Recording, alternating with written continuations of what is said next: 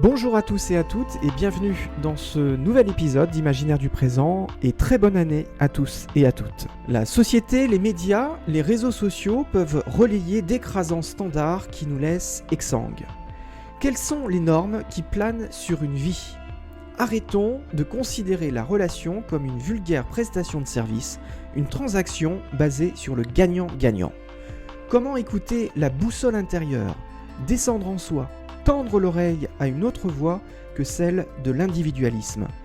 L'urgence, c'est de se relier véritablement à soi, aux autres, se déconnecter un peu des agitations qui se déchaînent à la surface pour oser de vrais liens sans pourquoi, sans attente ni calcul.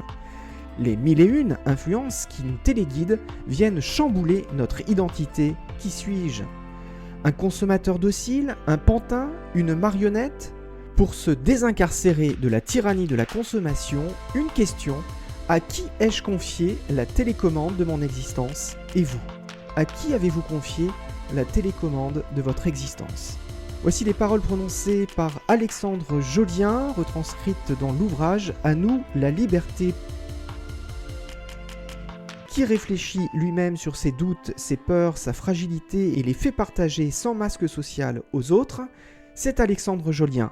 Le parrain de ce podcast a une double actualité ce mois-ci. Sort le film Presque, co-réalisé avec son ami fidèle Bernard Campan, ex-comédien appartenant au trio Les Inconnus. Cette comédie est un appel à l'amitié, à la tolérance, on passe du rire aux larmes. Un philosophe engagé qui ose emprunter les costumes d'un comédien, ce n'est pas commun. Extrait de la bande-annonce du film Presque. Qu'est-ce que vous foutez là ? Je voulais faire une expérience métaphysique. Je vais vous larguer comme ça en pleine nature ? Mais y a pas de problème. Tout va bien. Je vous dérangerai plus. On est tous embarqués comme dans un train. On ne sait pas où on va. On ignore tout de la destination, mais on est à bord.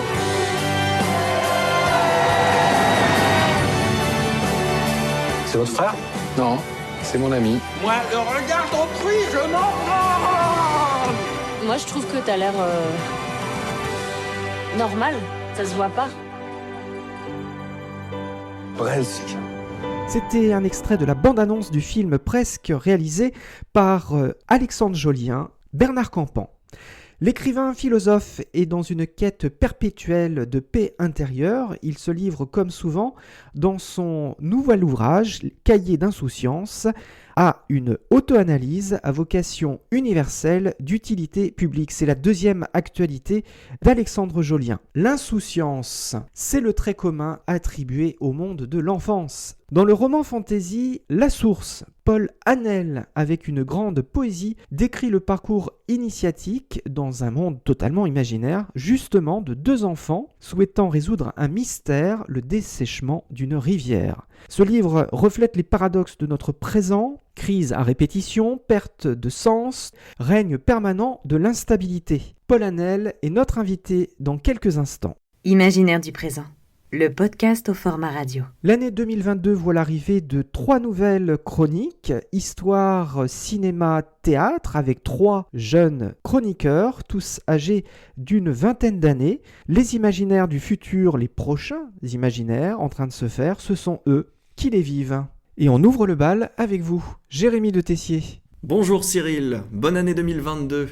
L'année dernière, avec ma chronique du Panthéon, j'ai eu le privilège de vous raconter 9 destins extraordinaires, tous articulés dans le 19e siècle, de son commencement à sa fin, et beaucoup autour de cette année charnière qui est 1848. Alors cette année passionnante va de nouveau être le sujet de ma chronique cette année, et je vous propose, pour mieux l'appréhender, mieux la comprendre, d'en découvrir des grands discours politiques, des discours qui ont été prononcés à l'Assemblée nationale, au Palais Bourbon, et qui ont fait cette révolution, qui ont fait cette année 1848. Alors, pour commencer, comme je vais suivre de mois en mois le déroulé de cette année 1848, je vous propose un discours de janvier 48. C'est le discours d'Alexis de Tocqueville, prononcé le 27 janvier devant les députés, un discours tonitruant, resté dans l'histoire, dans lequel le grand philosophe politique annonce la révolution avant même son éclatement. Mathéo Michelet, bonjour. Bonjour Cyril. Alors Mathéo, vous êtes débutant dans cette chronique première séance que vous allez nous présenter, qui est une chronique consacrée au cinéma, des réalisateurs, des réalisatrices du monde entier, dont vous nous ferez le portrait, des critiques de films, des coups de cœur que vous aurez appréciés. Mathéo, est-ce que vous pouvez nous présenter alors un peu l'esprit de votre chronique, et puis quelle est la première personnalité cinématographique que vous avez choisie dans première séance, donc cette chronique consacrée au cinéma? Pour décrire rapidement cette chronique première séance, c'est une chronique où je vais vous parler du cinéma de manière très large. Je peux très bien vous parler d'un réalisateur, d'une réalisatrice, d'un acteur, d'un compositeur ou bien d'un film en particulier qui m'a plu ou au contraire. Pour cette première chronique, je vais vous parler de Christopher Nolan, qui est un réalisateur qui a la double nationalité américaine et anglaise. Et donc voilà, je vais retracer son histoire depuis son enfance à aujourd'hui en parlant de ses films notables et de ses premières expériences. Tom Bouchardon, bonjour. Bonjour Cyril. Alors Tom, quel est le sujet de votre première chronique qui porte sur le théâtre contemporain et pour aussi évoquer un monde meilleur? Premier sujet qu'on va écouter tout à l'heure dans votre chronique, la coulisse. Eh bien, cette première coulisse, justement, reviendra sur la pièce Le Passé, mise en scène par Julien Gosselin à l'Odéon au mois de décembre, et surtout sur le rapport de la vidéo au théâtre aujourd'hui, car la vidéo est un média qui a fait irruption dans le monde théâtral, et on va donc en parler ensemble et essayer d'effleurer ce sujet si vaste. Merci à tous les trois. On vous retrouve après la grande interview.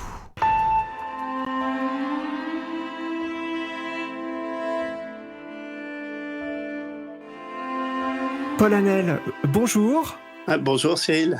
Vous êtes responsable de la communauté française de la paroisse Saint-Paul, Sainte-Agnès dans le quartier de Brooklyn. Merci d'être avec nous, Paul. Oui, c'est une grande joie. Alors on va parler de ce livre qui est sorti bien cette année. Pour les auditeurs qui nous écouteront en 2022, ça sera déjà l'année dernière. Un très beau roman, c'est votre premier roman fantasy, on peut dire fantastique, Oui. qui s'intitule La Source et qui est sorti dans cette très belle maison d'édition, aux éditions Cora. On va parler de cet ouvrage, mais on va aussi parler de votre parcours. On peut dire aux quatre coins de la planète. Vous vous êtes inspiré dans ce roman, et c'est là qu'on va voir les liens entre vie personnelle et inspiration, création artistique.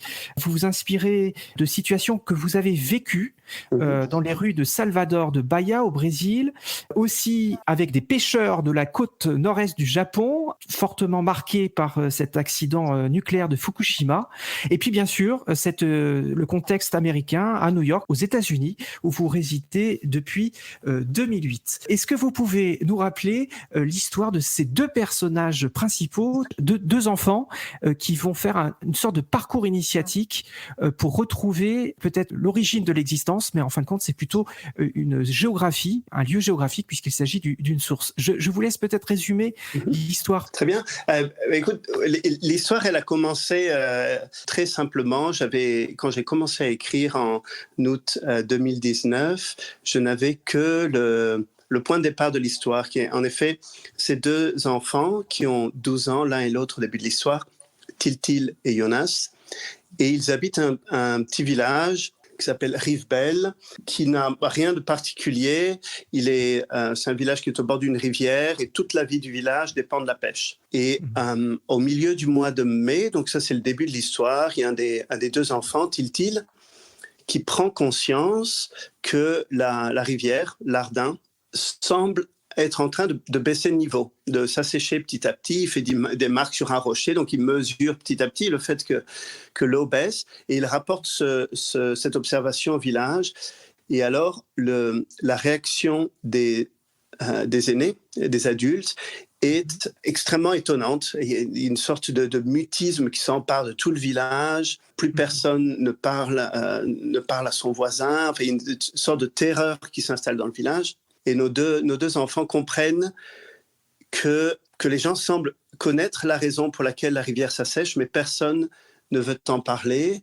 Ils comprennent qu'il y a quelques secrets dans l'histoire de leur village. Et donc, ils décident, c'est ainsi que commence le livre, de monter dans un bateau et de remonter vers la source de l'Ardin pour comprendre pourquoi la rivière s'assèche et si possible, ramener la rivière, ramener l'eau, donc ramener la paix, dans leur village, dans leur communauté. C'est d'une écriture magnifique, les paysages fantastiques, mais basés quand même sur un imaginaire réel, votre imaginaire. On rentre dans un film. Je dois dire, moi qui ne suis pas amoureux des romans de fantasy, de science-fiction, j'ai accroché d'emblée, dès les premières pages. Je vais me permettre de lire quelques petits extraits, commencer sur un début du texte. Je suis sur la page 48, justement, c'est un dialogue entre Tiltil et Jonas. Le doigt de Jonas traversa les montagnes pour s'immobiliser au bord d'une immense étendue d'eau. Le lac inférieur, par la route, 4 ou 5 jours de marche à travers les monts de Brune. On peut le traverser, mais on dit qu'il y a souvent des tempêtes. Et puis quoi demanda Tiltil. Et puis si l'Ardin ne coule plus, c'est que le lac lui-même doit être sec, ou du moins passablement marécageux. Si c'est le cas, cela rendrait sa traversée impossible, mais il y a aussi la possibilité de le contourner par le sud. Son doigt glissa le long de la rive droite du lac, ralentissant à l'embouchure de l'Ardin, là où le nom d'une ville avait été souligné à l'encre rouge. « Et nous faisons halte à Rimont, chez mon oncle. » Jonas regardait la carte avec des yeux brillants. Il aimait son vieil oncle Gilliatt, qui était tout ce qui lui restait de sa vraie famille. Ce n'était sans doute pas sans arrière-pensée, songea Tiltil, que son oncle lui avait remis cette carte entre les mains. Le doigt de Jonas reprit sa descente le long de la côte et il s'arrêta à l'extrémité sud du lac. Tiltil, prenant appui sur la table, se coucha pratiquement sur la carte pour regarder de plus près le point indiqué par Jonas. On y devinait une agglomération particulièrement dense et surmontée de tours pointues qui ressemblaient à des peupliers. « Annandale !» murmura Jonas. Les yeux de Tiltil s'écarquillèrent. « Annandale !» Cette ville peuplait l'imagination de tous les enfants qui avaient grandi sur les rives de l'Ardin, sa légendaire garde blanche, ses tours de marbre blanc, sa rivière de cristal. On disait d'elle qu'elle avait été construite par les hommes et les elfes au temps de leur amitié et qu'aucune autre ville en essai ne l'égalait en taille et en beauté. Et ensuite, Jonas se rembrunit. Son index, qui était surmonté vers le nord, le long de la rive gauche du lac, errait à présent sans direction précise parmi des sommets acérés qui s'étiraient du nord au sud comme les écailles d'un long serpent allongé en travers de la carte. Et ensuite, nous continuons jusqu'au bout, jusqu'à la source, quelque part, ici, dans les calabasses. Paul, est-ce que vous pouvez nous expliquer ce qui vous a incité à voyager à travers le monde dans des contextes particulièrement difficiles, je le disais, aux côtés des pêcheurs, dans un contexte post-Fukushima, au Brésil, où il y a une crise politique et sociale très forte. Qu'est-ce qui vous a incité et même à Brooklyn actuellement, se frotter sur des terrains difficiles, périlleux, dangereux?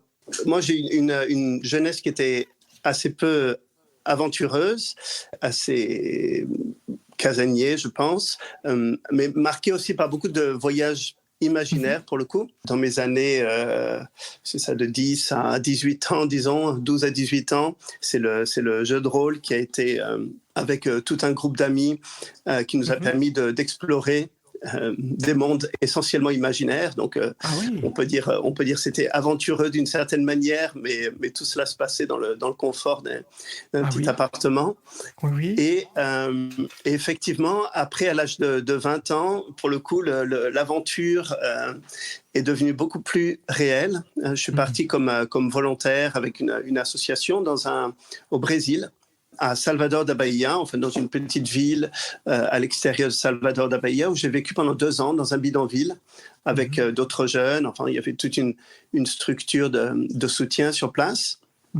Et là, effectivement, ça a été une expérience pour moi décapante, dure par certains côtés parce que nous étions confrontés à une pauvreté assez extrême, mais aussi très belle parce que vivant dans la favela, on apprenait à connaître les gens, on les connaissait bien, donc il y a beaucoup d'amitiés qui sont nées, beaucoup de gens formidables que nous avons rencontrés, donc c'était rencontre à la fois avec la souffrance et puis la dignité de la personne humaine, la beauté de la personne humaine. On entendait Tiltil et Jonas qui rêvaient de Annandale. Il y a qui est effectivement un passage où un des personnages va rester pendant longtemps dans cette ville. Il y a beaucoup de descriptions d'Anandel qui puise dans ses mémoires du Brésil, notamment un temps que le personnage principal, Tiltil, va passer dans un orphelinat. Voilà, c'était une des visites que je faisais souvent au Brésil, d'aller visiter les enfants d'un orphelinat. Et je me suis beaucoup inspiré de ces mémoires-là, des enfants, de la souffrance, mais aussi de cette vie extraordinaire qu'il y avait partout, qu'ils mettaient dans toutes leurs activités. Donc ce livre, c'est toujours une sorte de va-et-vient entre l'imaginaire et la réalité. Le but, c'est pas uniquement de fournir une évasion, mais aussi que cette évasion nous plonge dans la réalité, ce qui paraît un peu contradictoire, mais pour moi, c'était vraiment à la fois, pour moi, une sorte de retour, de réflexion sur ces expériences-là, puis une manière de les communiquer sous une forme qui est celle du roman, de l'aventure, du fantastique. Et donc, non seulement cette expérience-là au Brésil, mais après, plus tard, j'ai eu notamment la joie de découvrir le Japon, toujours dans un contexte de volontariat, un contexte missionnaire. Là, le nord-est du Japon, donc là, cette région qui s'appelle le Tohoku, qui a été dévastée, comme on le sait, il y a 10 ans, un peu plus de 10 ans, par un tsunami qui a notamment causé l'accident nucléaire de Fukushima. Et ça a été une des expériences qui m'a vraiment qui a influencé ce livre, puisqu'en fait le point de départ du livre, donc cette rivière qui s'assèche et ce village de pêcheurs qui est dans la tourmente est inspiré peut-être inconsciemment, je crois au début, mais j'ai commencé à l'écrire un jour où j'étais au Japon et du fait que dans cette région du Japon où énormément de personnes vivent de la pêche ou des produits dérivés de la pêche, d'un seul coup avec Fukushima et donc la pollution des eaux de cette région, sont devenus incapables de vendre leurs poissons, et donc il y a eu beaucoup sont partis ou beaucoup ont dû se reconvertir. Enfin, ça a été une sorte de grande souffrance dans cette région-là pour des gens qui étaient pêcheurs depuis des générations et qui c'était leur vie, c'était leur tradition. Enfin, on n'en change pas comme ça du jour au lendemain. C'est intéressant ce point de départ au Japon. On comprend pourquoi ce début sur ce secret qui est plus que le secret de famille, qui est le secret tabou de toute une communauté et qui peut être étendu, si on l'imagine aussi, au tabou de toute une société dans son ensemble, d'une nation. Ça peut aller au-delà. C'est juste ce que tu dis, parce que c'est vrai qu'au Japon, c'est quelque chose qui m'a beaucoup frappé.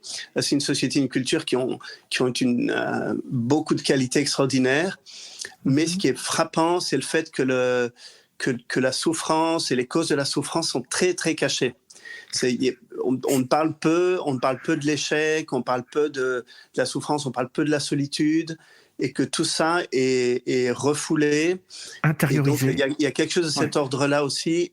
Et pour Tiltil, notamment, le fait de cette quête, c'est pas simplement pour ramener l'eau, mais aussi c'est pour libérer l'espoir de libérer quelque chose. Il voit que son village est comme enchaîné, qu'il y a quelque chose qui n'est pas libre, quelque chose qui ne s'autorise pas à jaillir, qui ne s'autorise pas à être dit, et que donc il s'agit de ramener l'eau, mais de ramener la parole aussi, de ramener la communication, de ramener une certaine liberté dans le village. Ça, c'est tout à fait actuel. Du coup, on est vraiment ramené dans des situations présentes où c'est vrai que cette crise sanitaire, crise plurielle qu'on traverse dans chaque pays, amène à des questionnements, mais qui sont peut-être des fois des questionnements intimes qui ne peuvent s'exprimer, où certaines formes de liberté sont remises en cause, les libertés de se déplacer, les libertés de pouvoir voyager. Et c'est vrai que on retrouve ce sentiment d'oppression et d'inquiétude que vivent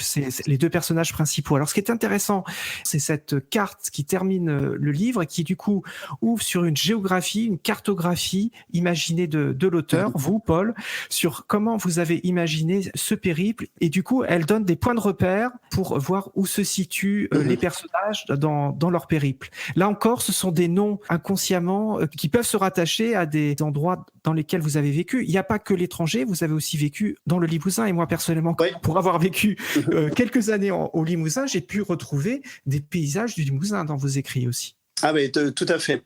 Il y a le Limousin, notamment Rivebelle, le village d'origine des enfants est beaucoup inspiré là où j'ai vécu longtemps, Saint-Junien. Il y avait le site Corot où passait la glane.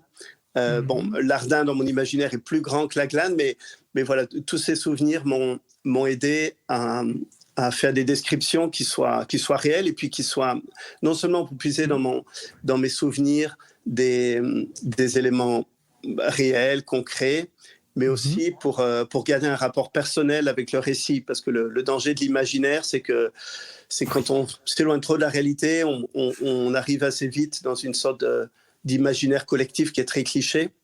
Bien sûr. Donc pour moi, c'était important de garder toujours cet enracinement dans la réalité, donc le Limousin, la Corrèze, les Pyrénées. Alors, la grande chaîne de montagnes qui s'appelle les Calabasses, qui est une sorte aussi d'un hommage au mont Caradras. Donc, ça, c'est dans le Seigneur des Anneaux, évidemment. Mais les Calabasses, le pic de la Calabasse, c'est une montagne dans les Pyrénées, d'où est originaire ma famille. Donc, il y a aussi beaucoup de références aux Pyrénées. Il y a des références à Naples, qui est une ville que j'ai souvent visitée et beaucoup aimée. Donc, la ville d'Annandale, notamment, la description des rues, les rues étroites, les pavés, etc. Je me suis inspiré de l'ambiance de Naples, des rues de Naples, des bruits, des odeurs. Donc voilà, il y a toujours, même si quand on est dans le récit, toutes ces références-là disparaissent. C'est un peu comme une sorte d'échafaudage qui, moi, m'a permis de construire quelque chose qui ait du sens. Et tout ça, ça disparaît, mais bon, c'était extrêmement nourri de toutes ces expériences réelles. Oui, alors je me permets de lire un extrait de la page 158. Donc les deux personnages traversent une ville dans laquelle il y a une procession, il y a de la musique qui est jouée, et je lis l'extrait qui est très descriptif et qui, je pense, donnera aussi envie aux auditeurs de lire votre ouvrage. Le matin, après un bon café que l'on préparait pour lui en cuisine, Tiltil aimait écouter Marcia jouer de la flûte. Il s'assied toujours au même endroit, contre le mur, et il fermait les yeux. Les airs de Brune étaient plus graves et plus lents que ceux de Rivebelle. Tantôt il semblait monter lentement vers les sommets, le long des pentes escarpées, tantôt il redescendait dans la vallée et serpentait longuement le long des rivières, au bord des lacs et sur les phares des villages. Les airs de Brune étaient paisibles et mélancoliques. Il y était question de labour, de vendanges et de famille que l'on retrouve le soir au coin du feu. Mais ils n'étaient pas insouciants comme ceux que l'on jouait à Rivebelle. Ils étaient traversés par une sorte de sentiment tragique que l'on devinait dans le silence entre les notes, comme l'ombre d'une menace tapie entre les montagnes. Tiltil s'émerveillait de voir Marcia, qui n'avait pour ainsi dire jamais quitté l'enceinte du château, communiquer avec une telle aisance des sentiments qui dépassaient de loin et son âge et son horizon. Un matin, le maître de chant vint au château et Tiltil, malgré une tentative de fuite, se retrouva enrôlé dans la chorale aux côtés de Marcia, Carline et Topino, ainsi que de Galim et Galipé, fils respectivement du majordome et du cuisinier. Ils commencèrent par apprendre un chant traditionnel de Brune. C'était un chant que l'on entonnait à cette époque de l'année lors de la fête des vendanges, dite aussi fête des Trois-Vallées. Il accompagnait la longue procession qui gravissait alors la grande rue jusqu'au château. Les femmes, en tenue traditionnelle, portaient des grappes de raisin du bassin de Brune dans de grandes corbeilles d'osier, tandis que les hommes tiraient dans de lourdes charrettes le blé de la plainte de Belmont.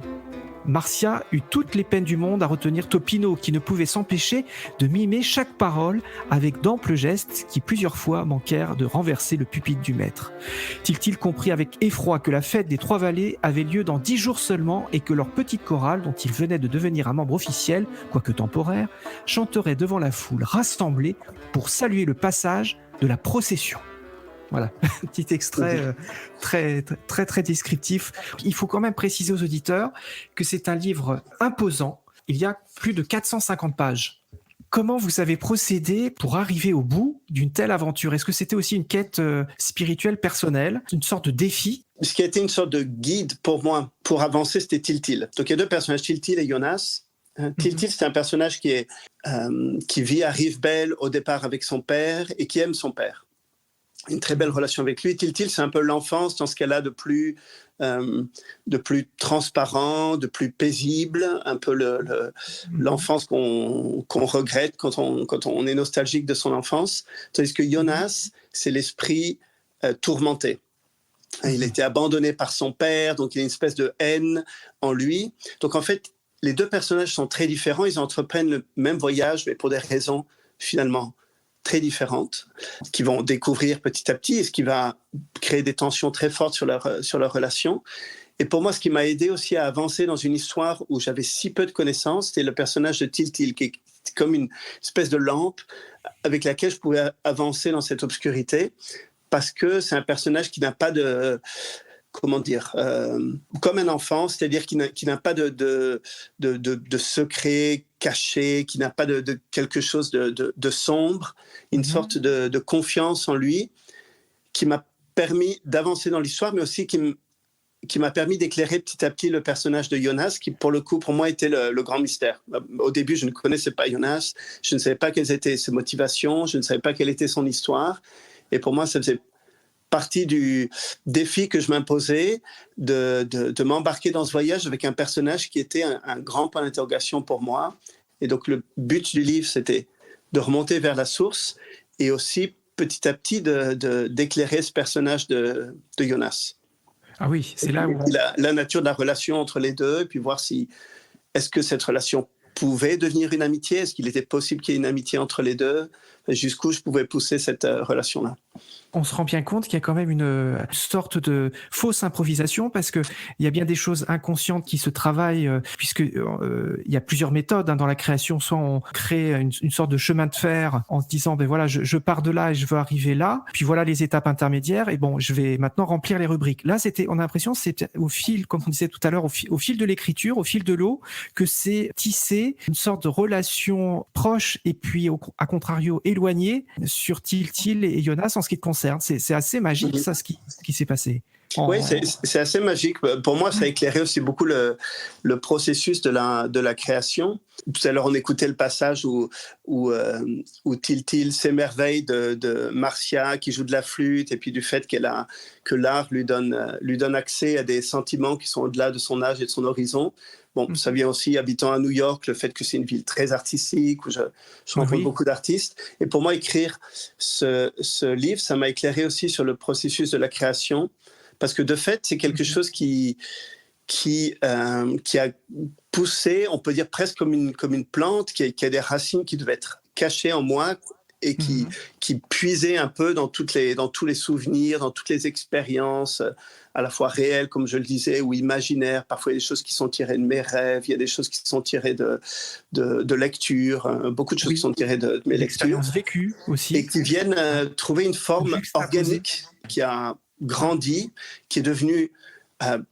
avec une cohérence interne qui m'émerveillait moi-même.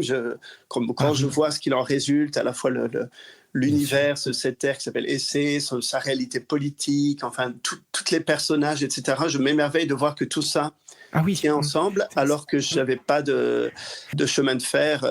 C'est bien, Paul, que tu soulèves ce sujet sur justement la politique. Alors, en quoi, c'est ce qui était un peu dit au début, et puis par toi, par tes propres propos, en quoi ça peut être aussi un essai politique, au sens où il y a des représentants, alors que j'ai pas nommé, mais est-ce que tu peux le préciser, sur les représentants politiques dans cette histoire? Il y a des représentants, mais il y a une vraie crise politique. On sent un conflit très fort, diplomatique même, entre et ce qui peut ressembler à l'époque actuelle dans le monde. Comment c'est venu l'imagination sur ces représentants politiques? Est-ce que tu peux nous dire, nous préciser le contexte au niveau politique dans cette histoire? Oui, alors quand on voit la carte que j'ai dessinée, qui à l'origine était inspirée d'une région dans les cartes des Terres du Milieu de Tolkien, et puis qui s'est développée avec comme un univers propre.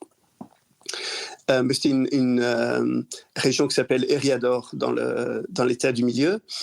Donc il y a toute cette carte qui s'est développée. On voit que c'est le royaume d'Essé, avec un E, qui est une sorte de référence le mot latin Essé, c'est l'être. et qui dit anciennement royaume d'Essé. Et en fait, effectivement, donc c'était un royaume. Et le roi avait son château à Brune. Donc c'est pour ça que la ville de Brune est entourée par une couronne de montagnes. Donc la couronne en référence à la royauté, elle est au centre de la carte parce que c'est ce qui unissait tout cet univers, disons jusqu'aux montagnes blanches. Les elfes ont, au-delà des montagnes blanches, au-dessus des montagnes blanches, il y a une terra incognita. Donc eux, ils ont leur royaume propre. Mais tout le royaume des hommes était donc uni par le royaume de Brune. Ouais. On va voir que dans le livre, ils ont une place spéciale parce que l'eau donc vient à manquer dans tout le pays d'Essé. Mais Brune, comme c'est une sorte de formation géologique propre, avec leur propre chaîne de montagnes, c'est au contraire une région extrêmement fertile, avec beaucoup d'eau. Et donc, le roi a été démis de ses pouvoirs. Alors, ce serait trop long d'entrer dans les circonstances où c'est passé, mais c'est quelque chose qui revient souvent. Le fait que le roi est toujours à Brune, il y a toujours un roi, mais il n'a plus aucun pouvoir, il ne règne plus que sur la toute petite couronne de Brune. Et à la place, donc, il y a un concile qui s'est mis en place, qui réunit un peu toutes les grandes villes. Alors, les grandes villes, il y a Cardolan, qui est au nord, qui est la ville qui, pour moi, symbolisait la politique. C'est là qu'habite le duc Pierre Ourrakine de Cardolan, qui est de fait celui qui a un peu pris le contrôle d'Essé. Après, il y a la ville de Fédiver, qui est une ville complètement à l'est, à laquelle est souvent fait référence, que c'est une grande ville, et qui fait souvent référence pour le commerce. Donc, elle symbolise plutôt le commerce. Et après, il y a Annandale, où les personnages vont traverser, qui, elle, est vraiment la ville de la culture. Donc, j'avais en tête un peu... Là encore, ça s'est fait un peu inconsciemment, mais en y réfléchissant, je vois que la politique, le commerce, la culture... Annandale, c'est une ville qui a gardé son indépendance, tandis que toutes les autres villes, y compris Fédiver, font partie de ce concile, voilà, dont le duc Pierre Ourrakine de Cardolan, qui est une figure importante, qui est un peu une figure du mal dedans, qui est une figure assez tragique. On découvre lui-même son histoire, en fait, un thème qui est très présent dans le livre, c'est le thème de la paternité, donc le thème de l'autorité. Et je me souviens avoir lu une exposition sur Tolkien qui avait lieu à New York il y a quelques années, un écrit Tolkien où il disait, on dit que le Seigneur des Anneaux, c'est que l'anneau est un symbole du pouvoir, mais il dit en fait, le problème, c'est pas tellement la question du pouvoir ou de l'autorité en tant que telle, mais c'est la lutte entre deux formes de pouvoir. Et entre la légitimité du pouvoir aussi. La légitimité et puis et puis pour lui, qu'est-ce qu'est la véritable autorité? Il y a Aragorn qui symbolise le roi, c'est-à-dire l'autorité paternelle, celle qui est ordonnée au bien et à la croissance de ceux qui lui sont confiés, donc qui est plutôt vu comme un service. Et puis après, il y a le pouvoir que beaucoup recherchent, que Sauron recherche, qui est celui de la tyrannie, celui qui impose, au contraire, qui se voit comme le sommet, qui s'impose aux autres. Donc cette réalité-là est très présente aussi, à la fois au niveau de toute la Terre et des jeux politiques, avec notamment le duc Pierre Ourrakine, etc., mais aussi avec la référence au père, qui est très fréquente, puisque pour Tiltil, Tiltil entreprend ce voyage par amour pour son père, parce son père est un pêcheur, et il veut ramener l'eau au village, surtout pour son père, parce que voilà, c'est un symbole de tout ce qu'il doit à son père, et puis du bonheur de son père. Et tandis que Jonas était abandonné par son père, et donc lui, il entreprend ce voyage plutôt par haine de son père, et pour mettre une distance la plus grande possible entre lui et le village. Est-ce qu'on peut avoir ton sentiment, Paul, sur ta perception sur alors la ville réelle dans laquelle tu vis, New York, et quel regard tu portes par rapport à ton expérience là au quartier de Brooklyn, sur l'état d'esprit aux États-Unis, et comment tu perçois la société américaine aujourd'hui? Pas pour éluder la question, mais c'est vrai qu'on parlait un peu de la politique dans mon livre. Pour moi, ce contexte politique, il était important parce que ça fait partie de la vie, mais aussi pour Tiltil, il traverse aussi ce contexte-là en étant bien conscient que c'est pas à ce niveau-là disons que se situe pour lui le vrai drame, qui se laisse pas. Il y a des personnes, on voit des personnes dans le roman qui jouent toute leur vie sur cette question du pouvoir, etc. Alors que Tilty, lui, il a une sorte de pèlerinage, de quête vers quelque chose qui est beaucoup plus profond et qui est pas, qui est pas de l'ordre de la politique, qui est de l'ordre d'une quête personnelle qui est importante pour lui, mais qui a aussi un sens pour tout le royaume d'essai, cette quête de la source. Du sens caché, hein, quelque part. Du sens caché, voilà. C'est sûr que cette rivière qui s'assèche, c'est aussi un peu un symbole de...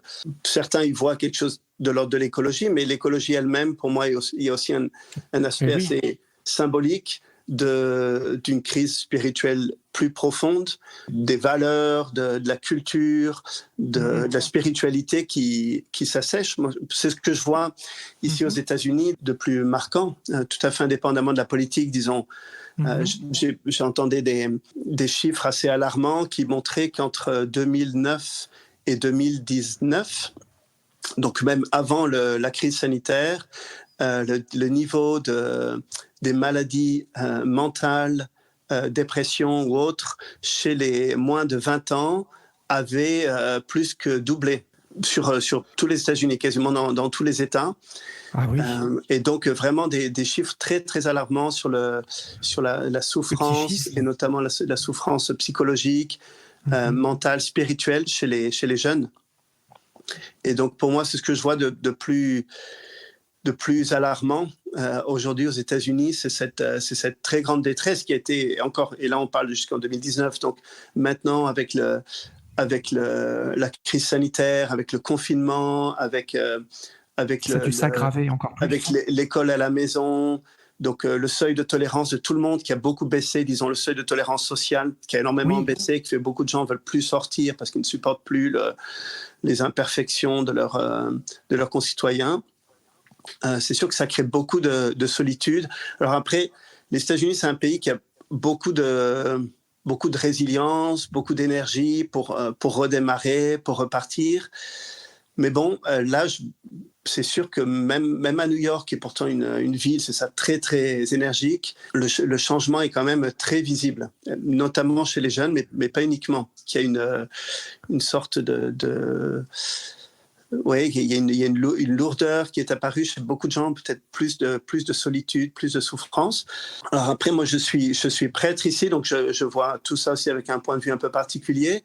Et je vois aussi que beaucoup de gens, de jeunes notamment, vers l'Église, vers la foi, disons qu'il y a un questionnement spirituel qui est aussi beaucoup plus profond, je trouve. Et qui, chez certains, est exprimé, chez beaucoup, comme on en parlait un peu au début, pour boucler la boucle, reste un peu renfermé, ne parvient pas à s'exprimer en mots, mais chez ceux qui parviennent, chez qui peut-être le contexte d'une amitié, d'une rencontre permet d'ouvrir ces questions-là, alors je suis assez étonné de voir la profondeur des questions, même chez des enfants, chez des jeunes, chez des adolescents. Une soif de la source. Je pense que le malaise ici ou un peu partout, c'est que s'il n'y a plus de source, si on ne sait plus d'où vient la vie, d'où vient la beauté, d'où vient l'art, d'où vient l'amitié, d'où vient le mal aussi, si on n'a plus de questions sur l'origine, sur l'être.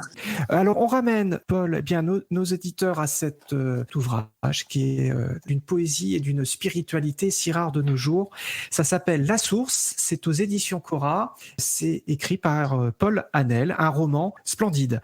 Merci beaucoup, Paul, de nous avoir consacré cette longue discussion passionnante. Merci beaucoup, Paul, d'avoir été avec nous dans cet épisode d'Imaginaire du présent. Au revoir, Cyril.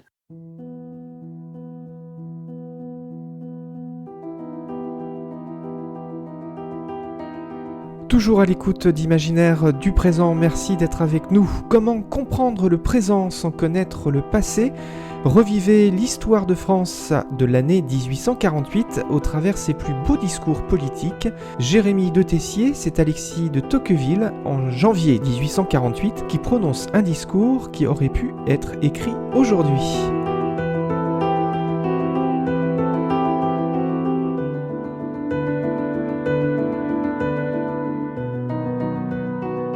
« 1848, au fil de la parole. Les meilleurs discours de l'année 1848, mis en voix par Jérémie de Tessier. » Messieurs, Je ne sais si je me trompe, mais il me semble que l'état actuel des choses, l'état actuel de l'opinion, l'état des esprits en France, est de nature à alarmer et à affliger. Pour mon compte, je déclare sincèrement à la Chambre que pour la première fois depuis 15 ans, j'éprouve une certaine crainte pour l'avenir.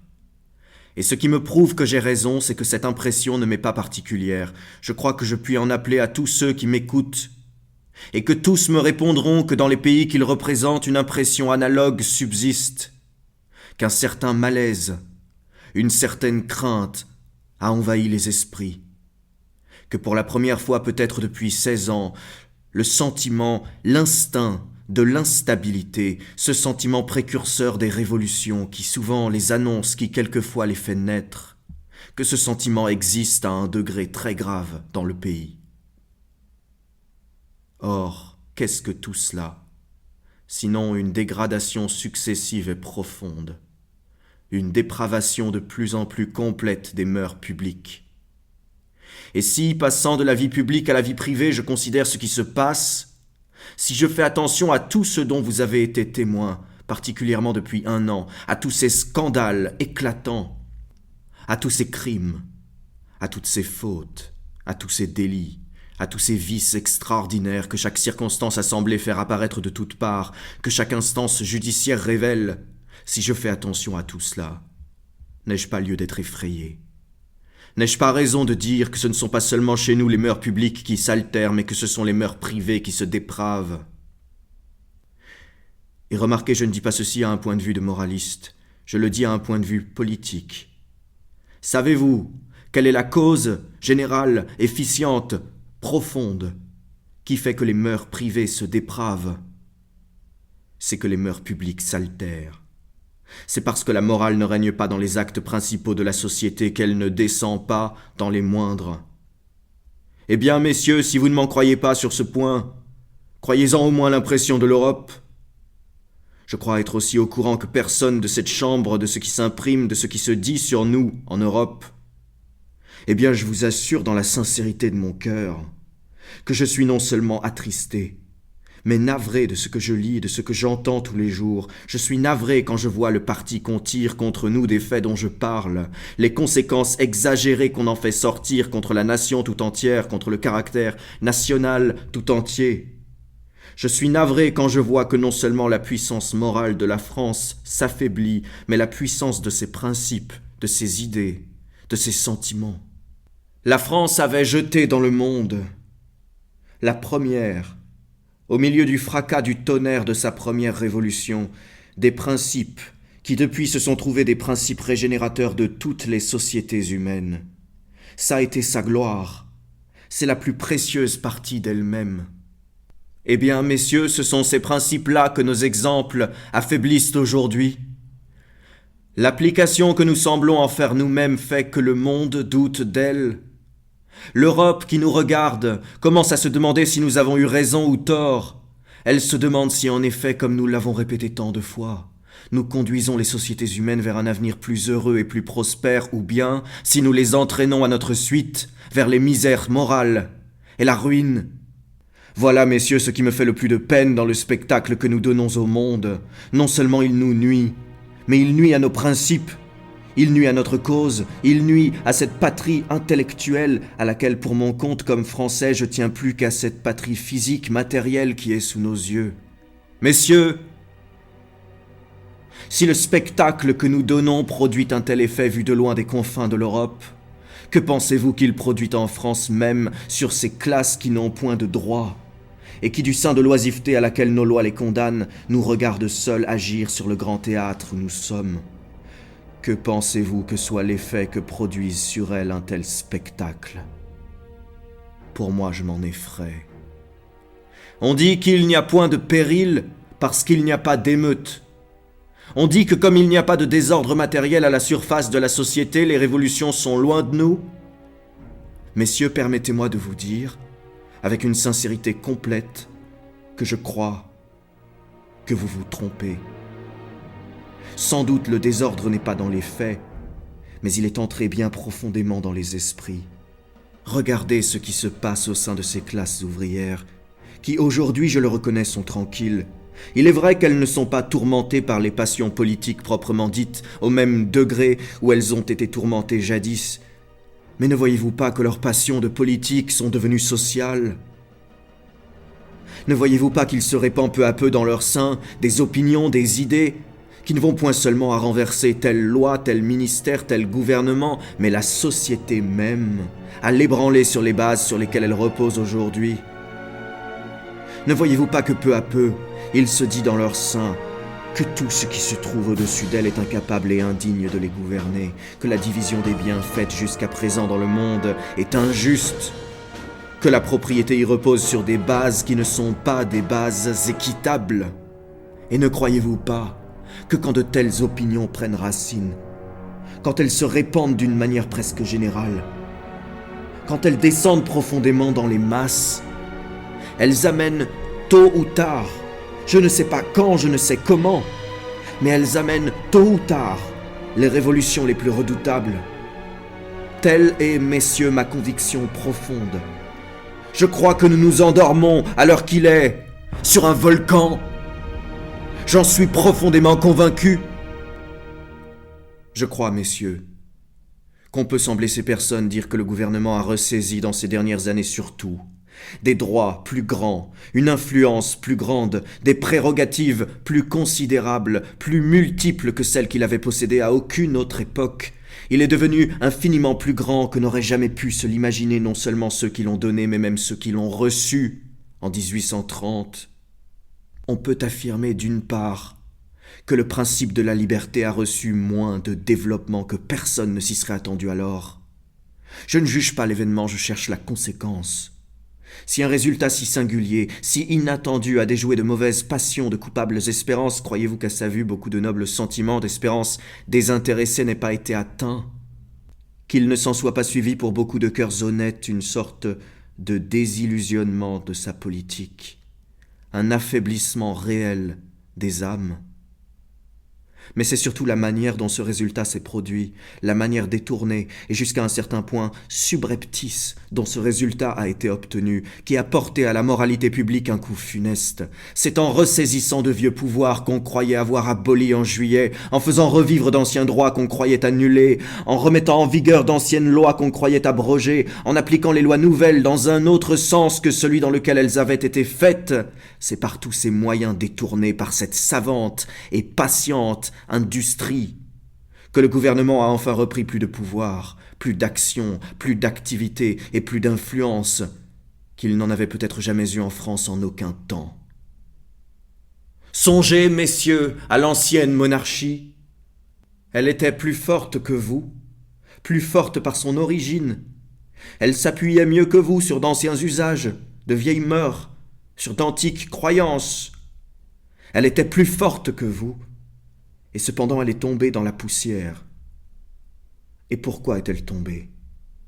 Croyez-vous que ce soit par tel accident particulier ? Pensez-vous que ce soit le fait de tel homme, le déficit, le serment du jeu de paume, Lafayette, Mirabeau ? Non, messieurs.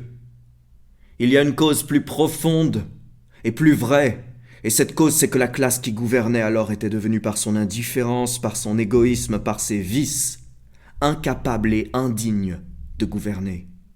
Voilà la véritable cause. Et messieurs, s'il est juste d'avoir cette préoccupation patriotique dans tous les temps, à quel point n'est-il pas juste de l'avoir dans le nôtre ? Est-ce que vous ne ressentez pas, messieurs, par une sorte d'intuition instinctive, qui ne peut pas se discuter, s'analyser peut-être, mais qui est certaine, que le sol tremble de nouveau en Europe ? Est-ce que vous n'apercevez pas, que dirais-je, un vent de révolution qui est dans l'air ? Ce vent, on ne sait où il naît, d'où il vient, ni croyez-le bien qui il enlève. Et c'est dans de pareils temps que vous restez calme, en présence de la dégradation des mœurs publiques, car le mot n'est pas trop fort. Gardez les lois si vous voulez.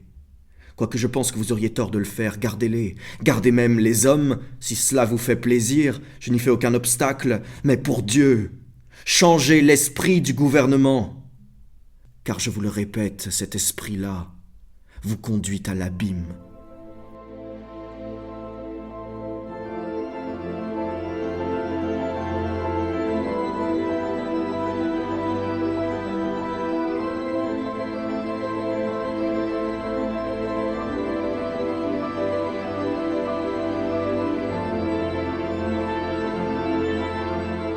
Première séance.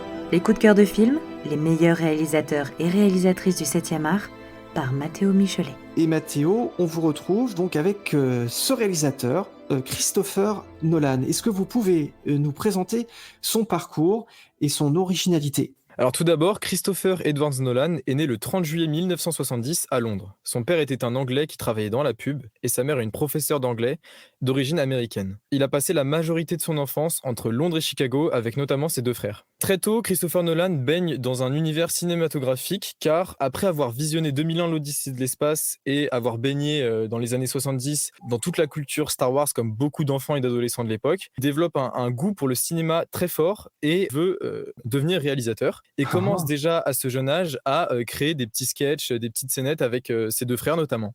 À ses 11 ans, il vole la caméra de son père, une Super 8, et il reproduit une scène de Star Wars avec des cartons, en faisant des maquettes fait maison. Il le tourne avec une technique qui s'appelle le stop motion, qui n'est pas vraiment une technique d'enregistrement vidéo, mais plus une technique qui emmène la photo sur de la vidéo. C'est-à-dire qu'il prend plein de photos en avançant petit à petit les maquettes, il les met bout à bout et ça crée un film très découpé. Et c'est une technique qui est utilisée notamment quand on reproduit des maquettes. Ensuite, Christopher Nolan va rentrer dans une école de littérature anglaise à Londres. Et il rejoint cette école parce qu'il possède du matériel audiovisuel, notamment des caméras et des pellicules. Et donc, il se dit que pour tourner des courts-métrages, c'est une aubaine. Pendant ses années d'études, il va rencontrer Emma Thomas, donc qui deviendra plus tard sa femme. Et avec elle, il va monter sa boîte de production. Donc là, c'est bien plus tard, mais c'est quand même important de le mentionner qu'il l'a rencontré à cette époque-là. Pour revenir sur le côté cinéma, durant ces années-là, avec le matériel scolaire, il réalise ses 3 premiers courts-métrages, Tarantella, Larceny et Doodlebug.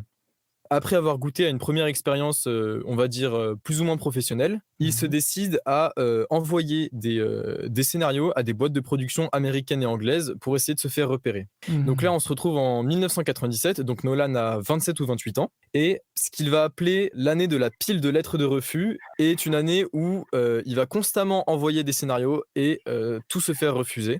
Nolan, ne sachant pas comment réagir, décide au bout d'1 an de refus de faire son propre film avec ses propres économies. Son premier long métrage, du coup, parce qu'il a déjà fait des courts métrages avant, s'appelle Following. Following, c'est l'histoire d'un cambriolage que lui-même a vécu. Enfin, il s'inspire de son vécu. Quand il était enfant à Londres, il avait subi un cambriolage et il explique que ça l'avait traumatisé.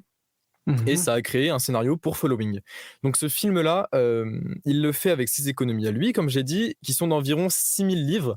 Donc ce qui est très très peu pour un long métrage. Chaque film est répété de nombreuses et nombreuses fois avant qu'on tourne, parce qu'à l'époque, on est en pellicule et ça coûte très cher. Et donc déjà à l'époque, sans être un grand professionnel, Christopher Nolan était déjà extrêmement minutieux sur les tournages. C'est-à-dire qu'il faisait ce qu'on appelle les mécaniques, c'est-à-dire qu'on joue la scène comme si c'était le moment du tournage sans filmer. Et ce film va lui permettre de se mettre un premier pied dans le cinéma, puisqu'il obtiendra un prix au Festival de Toronto, ce qu'il fera découvrir jusqu'à Hollywood. Alors ensuite, on va parler d'un film qui est vu par le grand public comme le premier classique de Nolan, qui s'appelle Memento, donc qui est sorti en 2000.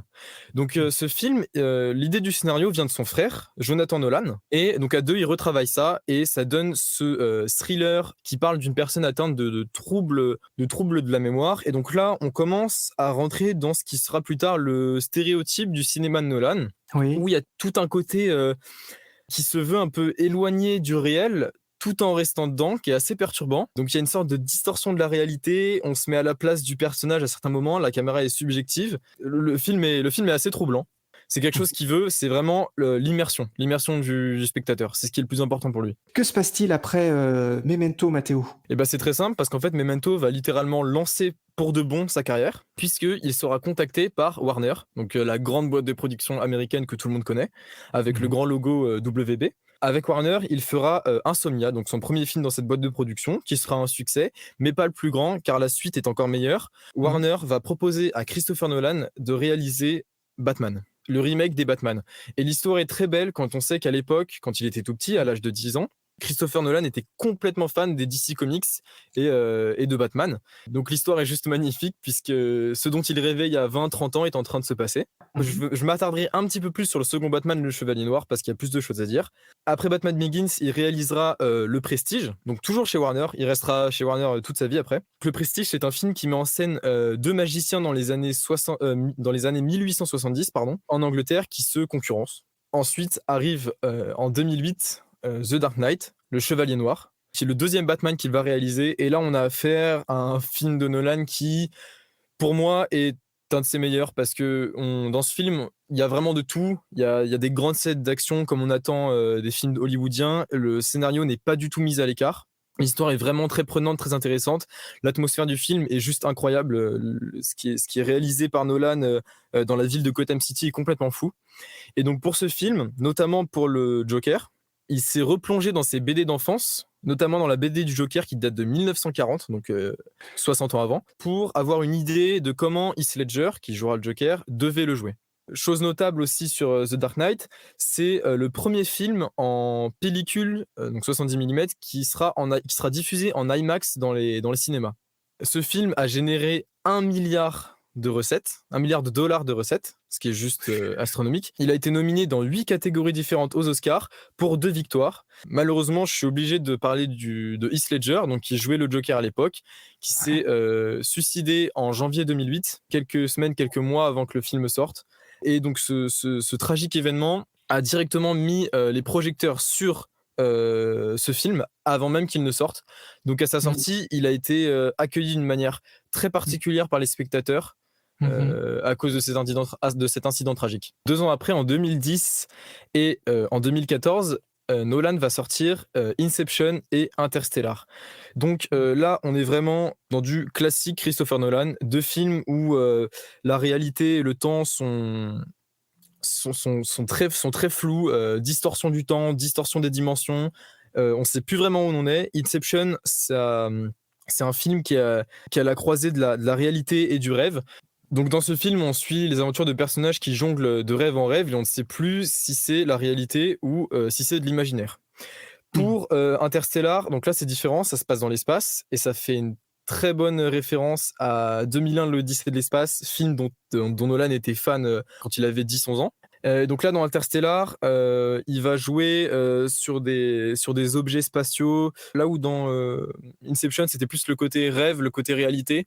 Là, ça va plutôt être le côté espace, différentes dimensions. Donc voilà, il aime bien nous amener sur des sujets dont on n'a pas toutes les réponses et créer une espèce un petit côté un peu angoissant. En fait, il joue sur ce qu'on ne sait pas et ce qui fait très peur à l'être humain en général.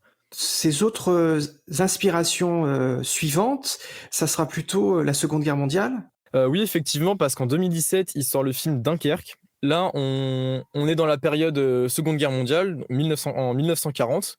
Et donc là, il va utiliser l'histoire de France, revisiter un petit peu à sa manière pour faire un film autour des troupes anglaises qui se sont retirées du nord de la France. Ce dont je veux parler par rapport à ce film, qui fera beaucoup écho aux 2 autres, Tenet, c'est que donc dans Dunkerque, il a utilisé des bateaux d'époque pour certaines scènes de son film, donc des vrais bateaux qui datent de la Seconde Guerre mondiale. Pour Tenet, qui est ce film, on joue encore sur le côté temporel pour faire course à un personnage qui doit sauver le monde, sauf qu'il vit le temps à l'envers. Le temps ne s'écoule pas, le temps se remonte. Et donc pour Tenet, Christopher Nolan a littéralement fait exploser un Boeing, donc un avion. Donc ce qui est complètement fou. Donc là, on passe de quelques bateaux de la Seconde Guerre mondiale à un Boeing qu'on fait sauter. Mais à la fois, ça montre qu'il a horreur des effets spéciaux, hein. Oui, et ça, je veux en parler aussi, je veux mettre ça en lien avec une rumeur pour son prochain film. Donc en 2023, Christopher Nolan va sortir le film Oppenheimer, qui a fait beaucoup parler de lui déjà cette année, parce que le casting est juste énorme. Et donc, il y a une folle rumeur, donc je ne sais pas si c'est vrai, qui dit que Christopher Nolan voudrait faire exploser une bombe nucléaire pour utiliser les images dans son film. Mais je voulais juste parler de cette rumeur parce que ça accentue vraiment le côté où Christopher Nolan déteste tout ce qui est fond vert, déteste tout ce qui est effets spéciaux. Donc même si cette rumeur est sûrement fausse, je voulais juste en parler parce que c'est encore quelque chose qui appuie ce côté qui déteste la technologie et qui préfère faire ça pour de vrai, avoir des vraies images. Mais merci beaucoup Mathéo pour cette chronique consacrée à Christopher Nolan dans cette première séance que vous nous avez présentée. Merci beaucoup à vous.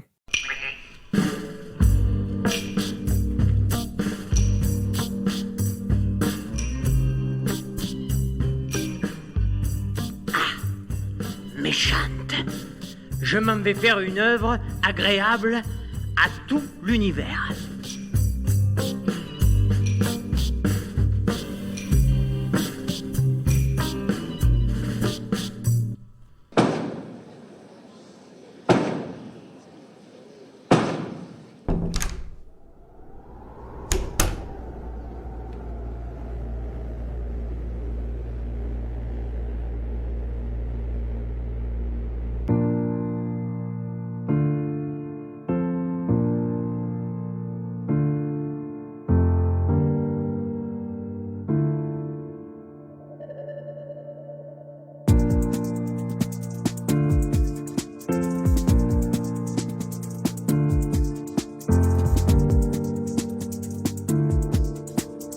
La coulisse, Tom Bouchardon. Le théâtre est mort. Vive le théâtre. Rarement n'a-t-on connu pareil phénix culturel, mais il faut bien admettre que de ses cendres, le théâtre ne fait que renaître. C'est en effet la proie privilégiée des vautours anticulturels. Élitisme, bourgeoisie, autosatisfaction, entre-soi et autres qualificatifs. Sans nier la véracité de ces propos, il s'agit ici d'aller au-delà, de la polémique d'abord, de la surface ensuite. Cette coulisse reviendra chaque mois sur un événement théâtral de notre présent plus ou moins proche. Et quoi de mieux pour amorcer cette entreprise que de parler justement de non-théâtre. Vous le savez peut-être, depuis plus d'une dizaine d'années, la vidéo fait rage au théâtre. Une vidéo préenregistrée, du texte, tournée en direct, tous les moyens sont bons pour faire une place à la nouvelle coqueluche des metteurs en scène européens. Oui, mais voilà, une fois que la vague de l'innovation s'est échouée sur la plage, il ne reste presque que des algues, ici rien de toxique, mais dérangeantes et non désirées. Car cette vidéo est en fait devenue une facilité, un recours pour éviter de représenter l'impossible. Ainsi voit-on des vidéos tournées en extérieur, au préalable, mais aussi, et c'est bien plus grave, un simple affichage de texte. À quoi bon adapter et jouer tous les chapitres d'un livre quand on peut simplement le faire lire aux spectateurs ? Et pourtant, beaucoup de metteurs en scène le font non sans talent. Leurs propositions sont intéressantes et permettent de créer de nouvelles images. Ce que je regrette ici, c'est le systématisme d'un mécanisme dramaturgique devenu synonyme de fainéantise. Seulement, sur toute plage, même les plus vaseuses, se trouvent quelques coquillages, des miracles de la nature, des trouvailles. C'est ce qu'a présenté en décembre 2021 le théâtre de l'Odéon, avec la nouvelle création du metteur en scène trentenaire Julien Gosselin, intitulée Le Passé. Ce montage de texte de 4h30, excusez du peu, gravite notamment autour de la pièce Ekaterina Ivanovna, du russe trop souvent oublié Léonid Andreïev. Sans non plus crier au génie de Tchekhov, il faut bien reconnaître que ces textes présentés ici sont pour la plupart sublimes. Ekaterina Ivanovna raconte l'histoire d'une femme survivant à 3 balles tirées par son mari. Gosselin aurait cherché plus moderne, il n'aurait pas trouvé. Et c'est ici que réside le couteau. Mais si, ce long coquillage sur la plage de Vase, Julien Gosselin use de la vidéo comme personne. Le dispositif est clair et assumé. La partie inférieure du plateau est consacrée au décor, alors que dans toute la partie haute de la scène trône un gigantesque écran de projection. Pendant tout le spectacle, ou presque, les comédiens seront filmés en direct par 2 caméramens, presque des comédiens tant leur performance est admirable. Les images sont splendides, tout est pensé, réfléchi, et il faut bien admettre que les vidéos de Julien Gosselin n'ont rien à envier à nombre de films à la mode. Cependant, toutes ces images sont captées dans des environnements réalistes et très souvent cachés du public. C'est là tout le paradoxe. D'un appartement, le spectateur ne verra que le salon, alors que l'action se passe en direct dans d'autres pièces de la maison, que l'on devine à travers des rideaux, par exemple. Le plateau, à comprendre ici comme l'espace clairement visible du spectateur, ce plateau est la plupart du temps vide, et ainsi l'action se passe sur l'écran. Ceci étant dit, et pardonnez-moi un classicisme sans doute mal placé, mais il n'est pas concevable d'appeler ce spectacle théâtre. Ce serait mentir, et ça ne serait pas rendre hommage au chef-d'œuvre de Gosselin. Non, la proposition ici est plus complexe dans son appellation. Peut-être assistons-nous à du cinéma en live, à une performance théâtro-filmique ou à une théâtralisation du cinéma. Car ici, le sujet est bien le cinéma vu par le prisme théâtral, et non l'inverse. Le cinéma est la reine, le théâtre sa servante. Ainsi, ne voyez là aucun mépris à parler de non-théâtre. Gosselin invente une forme hybride qui lui est propre. Cette forme très personnelle est sublime et crée un grand spectacle. Le phénix théâtral est ainsi une nouvelle fois un animal nouveau sous les rênes de Julien Gosselin. Et son observation est passionnante. Le plus beau encore, c'est que notre théâtre contemporain actuel ressemble à une réserve naturelle. De nombreux phénix y cohabitent et nous, fidèles visiteurs, fidèles auditeurs, avons la possibilité inouïe de tous les observer. Et ce, même pour les plus étranges, même pour les moins attrayants.